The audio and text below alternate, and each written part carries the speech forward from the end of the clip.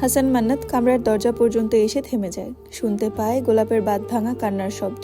যখনই ঘরে ঢুকবে তখন কানে আসে কিছু কথা, যা মান্নাতের মন ভেঙে দেওয়ার জন্য যথেষ্ট ছিল। সই, এমনে কান্দিস না, সামনে তোর নতুন জীবন অপেক্ষা করতেছে। তুই এখন এই বাড়ির বউ, কত দায়িত্ব তোর। কি সুন্দর একটা জামাই পাইছোস, আল্লাহ তোরে অনেক সুখ দিব দেখিস। কিসের সুখ, কিসের দায়িত্ব? আমি তো এই সুখ চাই নাই। যেই খুশিতে আমার আব্বা আম্মা থাকবে না, যেই সুখ আমার পরিবার দেখবে না, সেই সুখ আমার চাই না। আর জামাই, উনাকে তো আমি পছন্দই করি নাই, আব্বা বলছে তাই বিয়ে করা। কিন্তু দেখ, উনি আমার জীবনের অভিশাপ নিয়ে এলো, কুফা একটা। এই কথাটা কানে আসা মাত্রই মান্নাত থমকে দাঁড়ায়, আর ঘরে ঢুকে না। 28 বছর বয়সের পুরুষ সে, আজ অবধি কোনো মেয়ের দিকে ভালোভাবে বা ভালোবাসার দৃষ্টিতে তাকায়নি, শুধুমাত্র এই রমণীর জন্য। অথচ এই মেয়ে বলে হাসান মান্নাত কুফা। এটা কি করে মানা যায়? মান্নাত নিচে বৈঠকখানায় চলে আসে। এইদিকে 3 বিবিসি মিলে ডাইনিং টেবিলে খাবার দিচ্ছে, আর মান্নাতের দিকে আর চোখে তাকাচ্ছে। মান্নাত সেটা খেয়াল করে উঠে চলে যায় তার আগের ঘরে, অন্দরের পিছনে যে ঘরটা, সেই আগের ঘরটায়। গোলাপকে অল্প কিছু খাবার খাইয়ে পাখি চলে আসে। যদিও মেয়েটা খেতে চাচ্ছিল না, তবুও জোর করে একটু আধটু খাইয়েছে। পাখি নিজের ঘরে এসে দেখে রায়ান খাটের উপর বসে বেড সাইড টেবিল থেকে মদ নিয়ে খাচ্ছে। হাতে একটি গ্লাস, অর্ধেকটা গ্লাস মদ ভর্তি করা, আর বাকিটুকু বোতলে টেবিলের উপর রাখা। পাখি চুপচাপ এসে বালিশ নিয়ে নিচে শোয়ার ব্যবস্থা করতে যায়। তখনই রায়ান পাখির হাতটা খপ করে ধরে ফেলে। পাখি কিছু বলার আগেই টান দিয়ে বিছানায় ফেলে দেয়। গা থেকে টেনে হিচড়ে মায়ের দেওয়া কমলা রঙের শাড়িটি খুলে ফেলে। ওই রাতটা পাখির জন্য একটা নরকীয় স্বাদ দিয়েছিল রায়ান। পাখির বিয়ে গোলাপের থেকে 1 সপ্তাহ আগে হয়েছিল। পাখি গোলাপের থেকে 1 বছরের বড়। সেই হিসেবে পাখির বয়স 16 বছর। রায়ান বিয়ের দিন রাতে আফতাব হাসানের দেওয়া কাজে শহরে গিয়েছিল, তাই পাখির সাথে তেমন দেখা বা কথাও হয়নি। 6 দিন পর বাড়ি ফিরেছে, কিন্তু আজ আর রক্ষা হয়নি মেয়েটার। পাখি নিজেও জানে না কেন সে এই সব বর্বরতা সহ্য করছে। রাতের অন্ধকারে মানুষের দুঃখগুলো বেশি উকি দিতে থাকে। গোলাপেরও তাই হলো। আজকে সে নতুন জীবনে পা রাখলো ঠিকই, কিন্তু সব হারিয়ে। সারা রাতে একবারের জন্যও মান্নাত উপরের ঘরে আসেনি। কাঁদতে কাঁদতে মেয়েটা এক পর্যায়ে ভোরের আজানের সময় নামাজ পড়ে ঘুমিয়ে পড়ে। সকাল সকাল হাসপাতাল থেকে একটি ভ্যান করে 3টি লাশ বাইনা বাড়িতে ঢুকে। 2টি গোলাপের বাবা মায়ের, আরেকটি অজ্ঞাত। মান্নাত নিজে দাঁড়িয়ে থেকে তাদের কবর দেয়। বাড়ির ডান পাশে যেখানে একটি জঙ্গল আছে, কিন্তু কেউ যায় না। জানাজা পড়ে বাড়ি ফিরে সকাল 8টায়। গোলাপ এখনো ঘুমাচ্ছে। কামরায় এসে গোসল করে আবার নিচে নামে। বাবার সাথে কিছু কাজ আছে, সেগুলো একবার দেখতে হবে। ঘুম থেকে উঠে গোলাপ আস্তে করে বিছানা থেকে নামে। মাথাটা এখনো ঘুরাচ্ছে। বারান্দায় যেয়ে দাঁড়ায়। নিচে তাকাতেই চোখে পড়ে কিছু লোক অন্দরের পিছনের জায়গাটায় অনেকগুলো গোলাপের চারা লাগাচ্ছে। প্রায় 1 বিঘা জমির উপর গাছগুলো রোপণ করছে। যদিও তার এগুলো এখন ভালো লাগছে না, অন্য সময় হলে খুশি হতো। হঠাৎ মনে হলো আব্বা আম্মার লাশ আসবে মর্গ থেকে। কালকে তো ওরা চলে আসার পর নাকি লাশ মর্গে পাঠানো হয়েছে। পাখির কাছে শুনেছিল রাতে, তখনই ঠিক করেছিল সকালে যাবে তার বাবার বাড়িটিতে। আর তো কিছুই রইল না, এখন শুধুই এক বিচ্ছিরি স্মৃতি। আব্বা আম্মা তো ধোকা দিল, কেন তাকে বিদায় করলো? সে থাকলে হয়তো আব্বা আম্মার সাথে যেতে পারতো। এই অচেনা দুনিয়ায় থাকতে চায় না গোলাপ। রেডি হয়ে নাও। গোলাপ ঘাড় ঘুরিয়ে ফিরে তাকায়, দেখে মান্নাত দাঁড়িয়ে আছে, 2 হাত বুকের সাথে ভাঁজ করে দরজায় হেলান দিয়ে।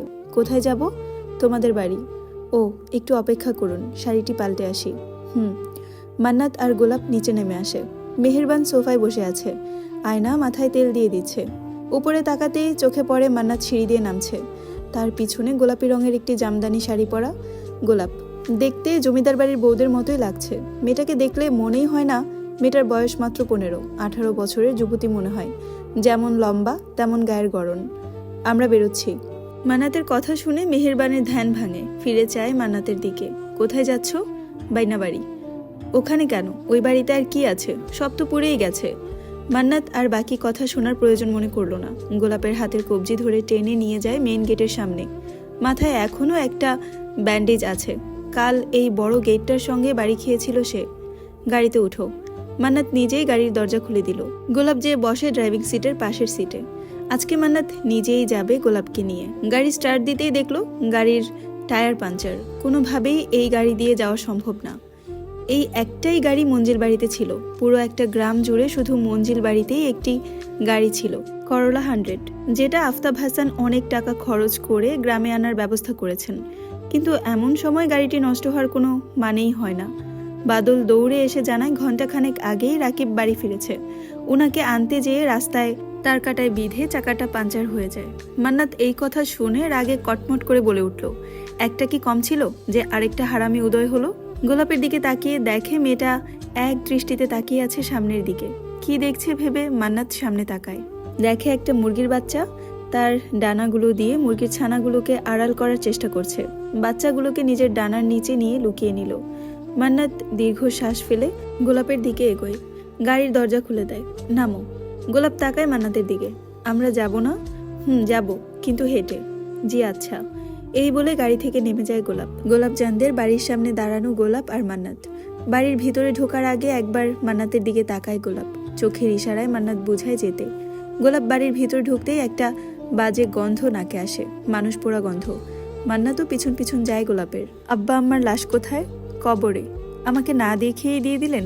কিছুই করার ছিল না, লাশ বেশি সময় রাখতে নেই। আমি যাব কবরে। মাদ্রাসায় পড়েছো এটা জানো না, মেয়েদের কবরে যেতে নেই? আমি দূর থেকেই দেখব, নিয়ে যান আমাকে। বোরহান উদ্দিনের গোলাপ বাগানেই তাদের শেষ ঠিকানা। দূর থেকে একটি আম গাছের সঙ্গে হেলান দিয়ে দাঁড়িয়ে দেখছে গোলাপ। তার শখের বাগানে তার প্রিয় দুইটা মানুষ শুয়ে আছে।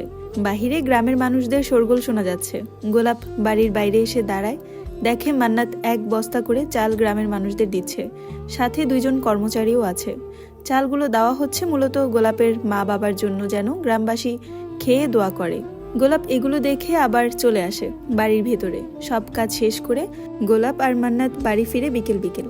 মঞ্জিলে ঢুকতেই চোখে পড়ে রায়ান আর আফতাব কি বিষয় নিয়ে যেন বৈঠকে বসে আলাপ করছে। মান্নাতকে দেখেই থেমে যায়। মান্নাত তাদের দিকে পাত্তা না দিয়ে গোলাপকে নিয়ে উপরে চলে যায়। ঘরে এসে দুইজন ফ্রেশ হয়ে নেয়। মান্নাত বিছানায় শুতে যাবে, তখনই মনে পড়ে রাতের পাখিকে বলা গোলাপের কথাগুলো। তাই সে তার রকিং চেয়ারটায় বসে কিছু কাগজপত্র দেখতে থাকে। গোলাপ জান তার শাড়ি পাল্টে একটা সবুজ রঙের জামদানি পরে ঘরে আসে, কিন্তু দুঃখের বিষয় হলো শাড়িটা বারবার খুলে যাচ্ছে। এই বাড়িতে এসে যেই দুইবার সে শাড়ি পরেছে, দুইবারই পাখি পরিয়ে গেছে। বিয়ের দিন মা পরিয়ে দিয়েছে। এখন কি করবে গোলাপ? এমনি মন ভালো না, তার উপর আবার এই ঝামেলা। ঘরে এসে দেখে হাসান মান্নাত কিছু কাগজপত্র দেখছে। হঠাৎ মায়ের বলা কথাগুলো মনে পড়ল। বিয়ের আগের দিন মা বলেছিল, শোন মা, বিয়ের পর একটা মেয়ের জীবনের স্বামীই হয় তার আসল বন্ধু, যাকে তুই সব বলতে পারবি নির্দ্বিধায়, ছোট ছোট বিষয়গুলো, যেটা অন্যদের সাথে পারবি না। কোনো সমস্যা? পুরুষালী কণ্ঠ শুনে গোলাপের ধ্যান ভাঙে। না মানে, আমি শাড়ি পরতে পারি না। এদিকে এসো। কি বলেছি? সামনে এসো, পরিয়ে দেই। না না, আপনি পাখিকে ডাকুন, অথবা যে কোনো মেয়ে মানুষকে আমাকে পরিয়ে দিবে। তুমি আমার দায়িত্ব, অন্য মেয়েদের না। সামনে আসো। গোলাপ মান্নাতের কাছে শাড়ি পরলো না। মান্নাত নিচে যেয়ে দোলাকে পাঠালো। দোলা এসে শাড়ি পরিয়ে দেয়। গোলাপের ওই দিনটাও কাটে কামরার ভেতরেই। মেহেরবান একবার এসেছিল কিছু গহনা দিতে, তখন এসে কিছু কথা বলেছিল গোলাপকে। সেগুলোই ব্যালকনিতে দাঁড়িয়ে দাঁড়িয়ে ভাবছিল মেয়েটা। কি থেকে কি হয়ে গেল তার জীবনে, কিছুই মেলাতে পারছে না। মনে করলো কিছুক্ষণ আগের কথা। তুমি কোথায় বড় হয়েছো এগুলো আমার জানার দরকার বা প্রয়োজন নেই। তুমি এখন এই বাড়ির বউ, এটাই তোমার পরিচয়। এটা মাথায় রাখবে। এই বাড়িতে ঢুকে যখন পড়েছো, নিজেকে সাবধানে রাখবে। এই বাড়ির মান সম্মান বজায় রাখবে, বলে দিলাম। কোনো কিছুতে বেশি অধিকার দেখাতে যাবে না। যেটাই নিজের করে নিতে যাবে, সেখানেই শূন্য হয়ে ফিরবে। এই কথাগুলোর মানে একটাও বুঝলো না গোলাপ। কানে শুধু একটা কথাই বাজছে, যেখানেই অধিকার দেখাতে যাবে সেখানেই শূন্য হয়ে ফিরবে। এই কথার মানে কি? ভাবতে ভাবতে হঠাৎ চোখ পড়ে অন্দরের পিছনে যে সকালে গোলাপের চারা লাগানো হয়েছে, ওখানে কয়টা পেয়ারা গাছ আছে। সেই পেয়ারা গাছের নিচে একটি ছেলে দাঁড়ানো, পরনে একটি ফুল হাতা শার্ট শুভ্র রঙের আর কালো প্যান্ট, চুলগুলো ভীষণ রকমের কোকড়া। দাঁড়িয়ে ছবি আঁকছে, কিন্তু কি আঁকছে দেখা যাচ্ছে না। গোলাপের আর ভালো লাগছে না এখানে দাঁড়িয়ে থাকতে। সে কামরায় এসে শুয়ে পড়ে। মাথাটা প্রচুর ধরেছে। ইদানিং তার সাথে কি হচ্ছে, কেন হচ্ছে, কিছুই বুঝতে পারছে না।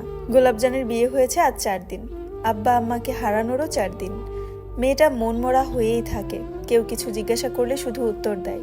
ঘর থেকেও বের হয়নি একবারের জন্য। মান্নাতও অন্দরের পিছনের ঘরটাই বেশি থাকে, তবে রাত্রে 2-3 বার গোলাপকে দেখে যায়। এভাবেই কাটে 4টা দিন। আজ 4র্থ দিন। হঠাৎ গোলাপের মনে হলো একটু বাড়িটা ঘুরে দেখবে সে। তাই সকালে ফজরের নামাজ শেষ করে নিচে নামলো। এখনো কেউ ওঠেনি। আজকে গোলাপ মেরুন রঙের শাড়ি পরেছে। 4 দিনে সে মোটামুটি শাড়ি পরা শিখেছে একটু। নিচে নামতেই চোখে পড়ে দোলা বৈঠকখানায় মাদুর বিছিয়ে শুয়ে আছে। গোলাপ ভীষণ অবাক হয়। এত বড় বিশাল বাড়িটিতে এই মেয়েটির জন্য একটা কামরাও নেই। এই শীতের মধ্যে মেয়েটা মাদুর বিছিয়ে শুয়ে আছে। একবার ভাবলো মেয়েটাকে বলবে আমার কামরায় যেয়ে শুয়ে পড়ো, কিন্তু আবার মনে হলো কামরাটা তো তার একার না, আরেকজনের অনুমতি প্রয়োজন। এগুলো ভাবতে ভাবতে পা রাখলো অন্দরের বাহিরে। ধীরে ধীরে সকাল হচ্ছে, এখনো সূর্য ওঠেনি। বাড়ি দেখতে দেখতে বাড়ির পিছনে চলে আসছে, যেখানে সেদিন ফুলের চারা লাগাতে দেখেছিল গোলাপ। ডান দিকে ঘুরতেই দেখে একটা খরগোশ মাটির ভিতর থেকে বের হচ্ছে। খরগোশটি নিজে গর্ত থেকে বের হয়ে তার বাচ্চাদের মুখ দিয়ে তোলার চেষ্টা করছে। গোলাপজানের এই মুহূর্তে এই দৃশ্যটি ভীষণ ভালো লাগছে। মেয়েটা মুগ্ধ হয়ে দেখছে। এই কুয়াশা ভরা শীতের সকালে এমন সুন্দর দৃশ্য তাকে প্রাণ ফিরিয়ে দিচ্ছে। হঠাৎ শরীরে গরম কিছু অনুভব করলো গোলাপ। নিজের শরীরের দিকে তাকিয়ে আবিষ্কার করলো একটি কালো শাল। পিছন ফিরে তাকিয়ে দেখে হাসান মান্নাত দাঁড়িয়ে আছে। এত সকালে এই শীতের মধ্যে গায়ে কিছু না দিয়ে বাহিরে কেন তুমি? আমার ঘরের মধ্যে ভালো লাগছিল না, আমাকে বলতে আমি নিয়ে আসতাম। একা কেন বের হলে? আপনি কোথায় আমি এটাই তো জানি না। আমি এখানেই ছিলাম, আমার পুরনো কামরায়। ও কি? ও গোলাপ মান্নাতের দিকে তাকিয়ে কিছু বলতে নিয়েও বলল না, চোখ নামিয়ে হাঁটতে শুরু করলো। মান্নাতও তার প্রিয় রমণীর পিছন পিছন হাঁটছে। হঠাৎ গোলাপের মনে হলো দোলার কথা।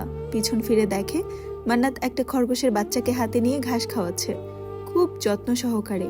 এই যে শুনছেন? মান্নাত খরগোশের দিকে দৃষ্টি রেখে জবাব দিল, বলেন।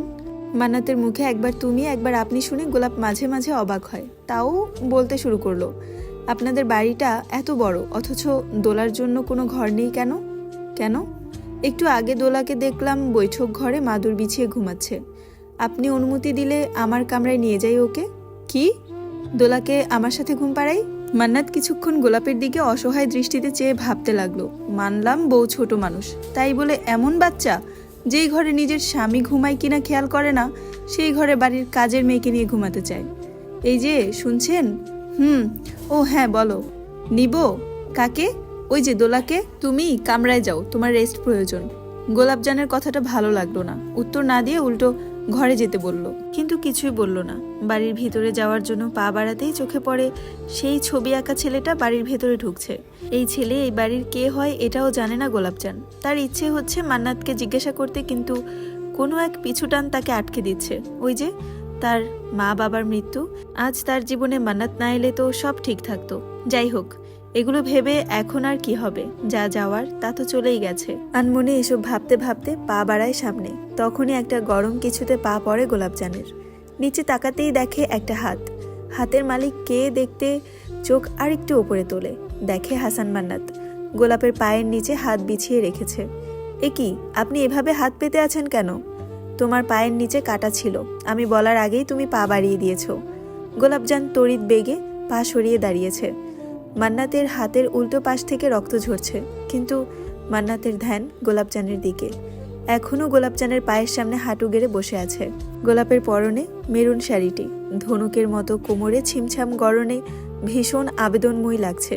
চুলগুলো কোমর অবধি, গায়ে কালো শাল, দেখতে মনে হচ্ছে পরিপক্ক একটা লক্ষ্মী বউ। কত অপেক্ষা, কত কষ্টের পর এই মেয়েটা একান্তই তার। তবে এখনো অধিকার খাটানোর সময় হয়নি, এই ভেবে মাথা নত করে নিল। এই যে শুনছেন, আপনার হাত থেকে রক্ত ঝরছে। 14 বছর আগে থেকেই ঝরছে, কিন্তু কেউ দেখে না। কথাটা মান্নাত বিড়বিড় করে বলল, জি কিছু না, চলো। মান্নাত আর গোলাপ অন্দরের ভেতরে ঢুকতেই দেখে বাড়ির বাকি মহিলারা রান্নাঘরে ঢুকে গেছে। এতক্ষণে রোদ উঠে গেছে, পরিপূর্ণ সকাল। এই বাড়ির রান্নাঘরটি বৈঠকখানার বাম দিকে, আর সামনের দিকের উপরে ওঠার বিশাল সিঁড়ি। ডান পাশে সোফা, কিছু চেয়ার, একটি বিশাল টেবিল, তার উপর অনেক বড় একটি ঝাড়বাতি, চারপাশে বড় বড় ফুলদানি। মান্নাত উপরে 2 সিঁড়ি উঠতে গিয়ে দেখে পাশে গোলাপজান নেই। পিছন ফিরে তাকাতেই দেখে গোলাপজান রান্নাঘরের দিকে তাকিয়ে আছে। মান্নাত 2 সিঁড়ি নেমে গোলাপের সামনে এসে জিজ্ঞাসা করে, রান্না পারো? জি, একটু একটু। আম্মা তো রাঁধতে দিতেন না, আমার কষ্ট হবে তাই। এখন শিখতে চাও? গোলাপ মাথা উপর নিচ করে সম্মতি দেয়। হ্যালো, আসসালামু আলাইকুম ইব্রান, আমি জান্নাত রহমান আপনাদেরকে গোলাপজান গল্পের 7তম পর্ব পড়ে শোনাচ্ছি, যেটার কণ্ঠে এবং লেখিকা দোনোটাই আমি, জান্নাত রহমান। এই স্টোরিটি আপনাদের যদি ভালো লাগে অবশ্যই শেয়ার করে দিবেন এবং ফলো দিয়ে পাশে থাকবেন, যাতে করে নেক্সট পর্ব সবার আগে আপনাদের কাছে পৌঁছায়। আর অবশ্যই স্টোরি রিলেটেড যে কোনো মন্তব্য করতে কমেন্ট বক্সে কমেন্ট করতে পারেন।